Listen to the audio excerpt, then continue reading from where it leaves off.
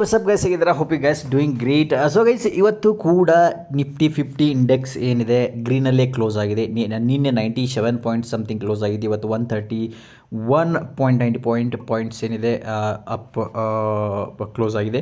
So ಹಾಗಾಗಿ ನಾಳೆ ದಿವಸ ವೀಕ್ಲಿ ಎಕ್ಸ್ಪೈರಿ ಇದೆ. ಸೊ ಹಾಗಾಗಿ ಮೇ ಬಿ ನಾಳೆ ದಿವಸ ರೆಡ್ಡಲ್ಲಿ ಕ್ಲೋಸ್ ಆಗ್ಬೋದು ಅಥವಾ ಹೇಳೋಕ್ಕಾಗೋದಿಲ್ಲ. ಸೊ ಅದಕ್ಕೋಸ್ಕರ ನಾಳೆ ಓಪನಿಂಗ್ ಬಂದ್ಬಿಟ್ಟು maybe sideways to gap down ಅಂತ ನನಗೆ ಅನಿಸುತ್ತೆ. ಯಾಕಂತಂದರೆ ಇವಾಗ EMI ಹತ್ತಿರ ಬಂದಿದೆ. ಮೇ ಬಿ ಅದಕ್ಕಾಗಿ ವೀಕ್ಲಿ ಎಕ್ಸ್ಪೈರಿನೂ ಇದೆ. ಸೊ ಅದಕ್ಕೋಸ್ಕರನೇ ನಾಳೆ ದಿವಸ ನಾನು ಎಕ್ಸೆಪ್ಟ್ ಮಾಡೋದೇನು ಅಂತಂದರೆ sideways to gap down ಅಂದ್ಬಿಟ್ಟು. ಸೊ ಹಾಗಾಗಿ ಯಾಕಂದರೆ ಎಲ್ಲಿವರೆಗೆ ಮಾರ್ಕೆಟ್ EMI ಮೇಲ್ಗಡೆ ಸ್ಟ್ರಾಂಗ್ ಗ್ರೀನ್ ಕ್ಯಾಂಡಲ್ ಕ್ಲೋಸ್ ಮಾಡೋದಿಲ್ಲೋ ಅಲ್ಲಿವರೆಗೂ ನಾವು ನೆಗೆಟಿವಲ್ಲಿ ಸ್ವಲ್ಪ ಕನ್ಸಿಡರ್ ಮಾಡಬೇಕು. ಯಾಕಂದರೆ ಲಾಂಗ್ ಟರ್ಮ್ ಮಾಡೋರಿಗೆ ಇಲ್ಲ, ಚಿಕ್ಕ ಸ್ಕ್ಯಾಲ್ಪರ್ಗೆ ಸ್ಕ್ಯಾಲ್ಪ್ ತೆಗಿಬೋದು, ಯಾವುದೇ ತೊಂದರೆ ಇಲ್ಲ. ಯಾಕಂದರೆ ಲಾಸ್ಟ್ ಟೈಮ್ ನೀವು ನೋಡ್ಬೋದು 24,000 ಒಂದು ಸ್ಟ್ರಾಂಗ್ ಸಪೋರ್ಟಲ್ಲಿ ಬಂದ್ಬಿಟ್ಟೇ ತಿರ್ಗಾ ಮಾರ್ಕೆಟಲ್ಲಿ ಒಂದು ರ್ಯಾಲಿ ಮಾಡಿತ್ತು.